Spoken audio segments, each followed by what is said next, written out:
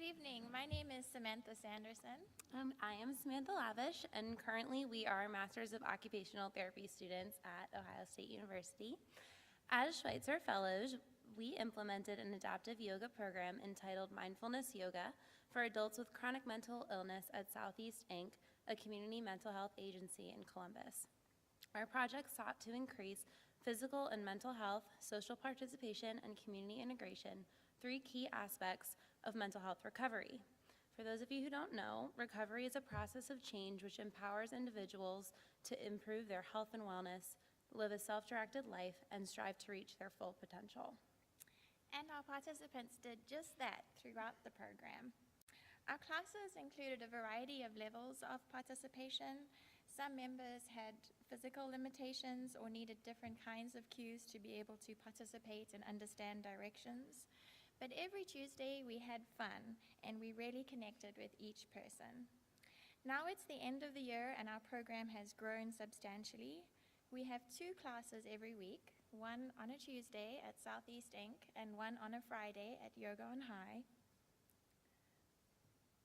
And we now have an employed yoga instructor, Tanya, who we help to have employed at Southeast, and she has a wonderful connection with each one of our participants as well.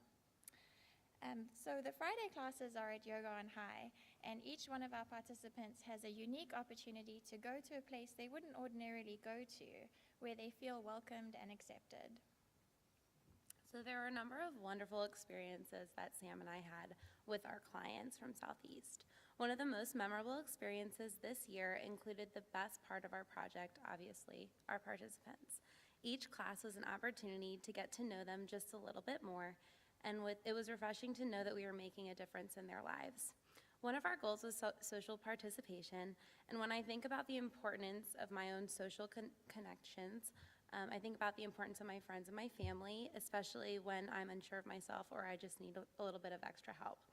So it was really gratifying to see 2 of our participants become friends and tell me that they were going to lunch together. I know it seems pretty ordinary, but it really struck me when the individual said, "You know, Sam, I really don't like many people, but I have a friend at yoga." Also, during our group, Sam and I were not the only people encouraging others to participate. One of our consistent participants encouraged a new group member to do some poses saying, "Don't worry, you'll get there. Just be comfortable with where you are, and in time, you'll get better." One of my favorite memories were the warm-ups right before our yoga group. Sam and I would really choose a fun and kind of funny song, and we'd choose a song like Hey Magdalena, and we'd have everyone dancing around the room doing a spontaneous dance to warm up, and we'd try and encourage our participants to come up with a dance move that they could share with everyone else. And we'll just say that we had some really good laughter yoga. I know we're sharing a lot of memories because Sam and I really created so many working with these individuals.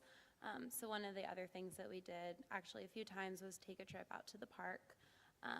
One afternoon we had a wonderful yoga session in the sun at North Bank Park along the river and enjoyed a potluck lunch afterwards.